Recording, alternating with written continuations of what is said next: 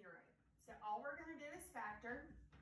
You have x and x, your signs are the same, they're both negative. Multiplies to give you 14 and adds to give you 9 is 7 and 2. So x equals 7 and x equals 2. Okay? Those are the numbers that go on your graph, 2 and 7. Now, we have to test points to see what is true and what is false. So here I tested 0, here I tested 3, and here I tested 8. Now, when I say test, that means plug it into the original and see if it makes a true statement. So, 0 squared minus 9 times 0 plus 14 is greater than 0. And when you plug that in, you get 14 is greater than 0, which is true. So this would be colored in.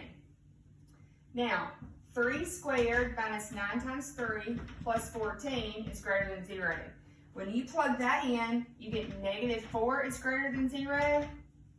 So that is false. That is not colored. Then let's plug in 8. 8 squared minus 9 times 8 plus 14 is greater than 0. When you plug that in, let's see, it comes true. I don't have that worked out right here. 64 minus whatever this is. I don't have my calculator. All right, this is true. So when we write the notation for this, it's going to be negative infinity to 2, and then we're going to close it. And remember, if there's a skip in this graph, you're putting this u. Then it is 7 to infinity, okay? That's how you're going to write the notation for that graph. Now, this one right here, the only thing is you've got to subtract this 8 over first. So you get 3x squared plus 10x minus 8 is less than 0. To factor this, I had to bottoms up. So x squared plus 10x minus 24. When I factor, you get x and x. Your signs are different. Your highest is positive. Multiplies to give you 24 and subtracts to give you 10. It's 12 and 3. Then, since you multiplied by 3, you have to come back and divide by 3. So x plus 4 and, it's not 3, that's 2, sorry. And 3x minus 2. So x equals negative 4 and x equals 2/3. So negative 4 and 2/3. All right. I here use 0. Here I think I use 3, and here I use like negative 5. Okay.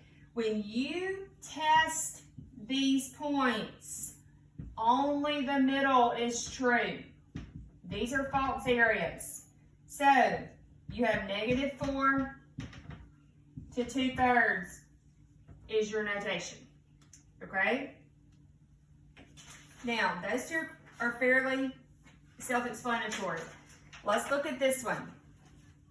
When you have one that looks like this, a rational expression, you need to set the numerator set equal to 0 and the denominator set equal to 0. So x equals 4 and x equals 5. Okay?